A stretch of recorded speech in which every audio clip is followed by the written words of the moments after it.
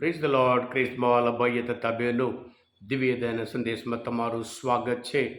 ફેબ્રુઆરી 1 તારીખ, નવા મહિનામાં પ્રવેશ કરતા વિશેષ પ્રભુનો આભાર માનીએ અને સાથે સાથે પ્રાર્થના કરીએ કે આખા મહિનામાં પ્રભુ તમને સાચવી રાખે, સંભાળી રાખે, તમને દરેકને સારી તંદુરસ્ત બક્ષે અને ખાસ કરીને આવનાર પરીક્ષામાં જે 10 અને 12માના વિદ્યાર્થીઓ પરીક્ષા આપવાના છે, પ્રભુ એમની યાદશક્તિ તેજ બનાવે અને સાથે સાથે પરીક્ષા હાલમાં પ્રભુ એમને સારું વાતાવરણ આપે અને જેવું તે વાંચ્યું છે લખવા માટે પ્રભુ એમને શક્તિ આપે અને પવિત્ર આત્મા સદા એમની સાથે રહી એમનું ભવિષ્ય સફળ બનાવે. એટલા માટે પ્રાર્થના કરીએ.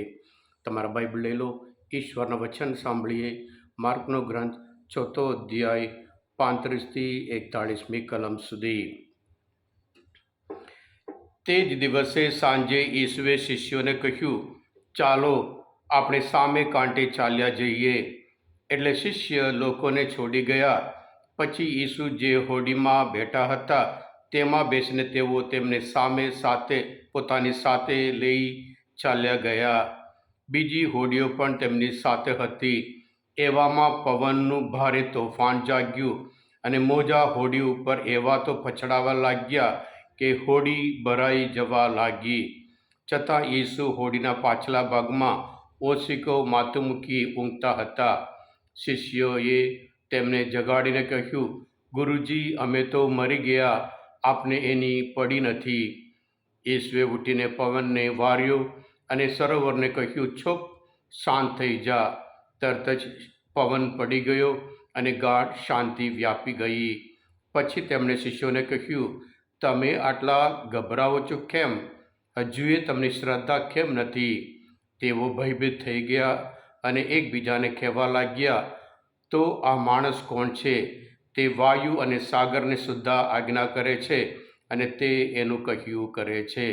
આ પ્રભુની વાણી છે, તે આપણો આધાર છે. ખ્રિસ્તમાં ભયતા બહેનો, ક્યારે આપણે જીવનમાં બહુ નિરાશ થઈએ, ક્યારે આપણે જીવનમાં ભાંગી પડીએ, ક્યારે આપણે જીવનમાં દુઃખી થઈએ, વેદના અનુભવ ક્યારે?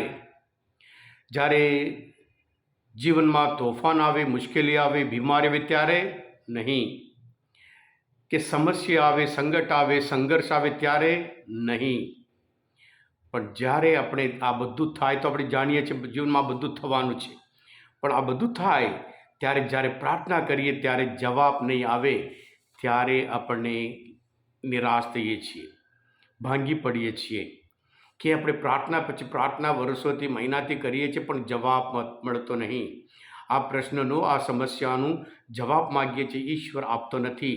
એમ કરીને આપણી શ્રદ્ધામાં, વિશ્વાસમાં ઢીલા પડીએ છીએ.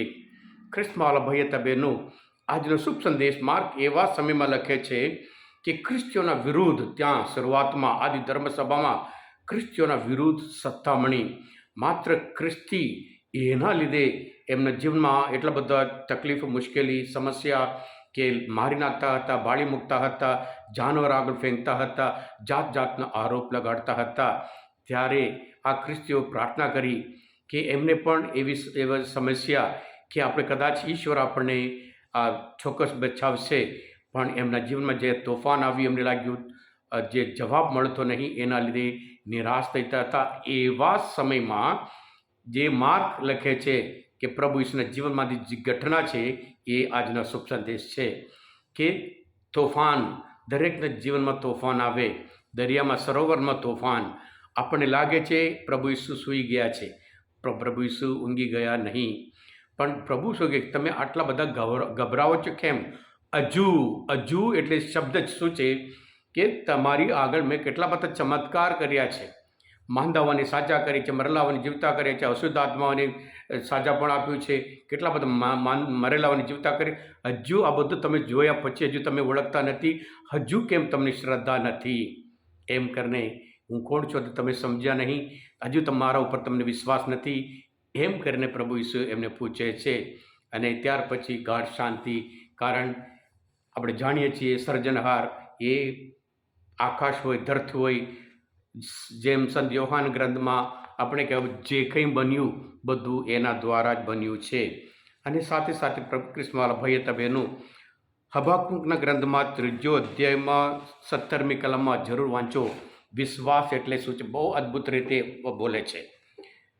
ભલે ને અંજીરને ફૂલ ના બેસે, દ્રાક્ષની લતાને દ્રાક્ષ ના આવે, જૈતૂનનો પાક નિષ્ફળ થાય, ખેતરોમાં અનાજ ના પાકે, વાડામાંના ઘેટા બકરા નાશ પામે અને કોડારા બધા ખાલી થઈ જાય, તો પણ હું પ્રભુ પર વિશ્વાસ રાખીને આનંદ માનીશ અને મારા દાતાને સંભાળી હરકાઈશ.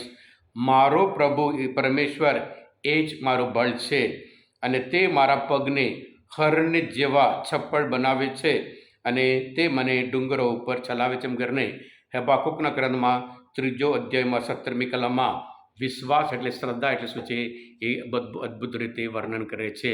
હા ક્રિસ્મવાલા ભાઈ હતા બહેનો, આજનો આ શુભ સંદેશ માનવ ચિંતન શાસ્ત્ર પર સમજવા માટે, પ્રભુ વિષ્ણુનું ઓળખવા માટે મદદરૂપ થયા હોય દિવ્ય ધ્યાન સંદેશ તમે પોતે સબસ્ક્રાઈબ કરજો અને બીજા માટે પણ ફોરવર્ડ કરજો.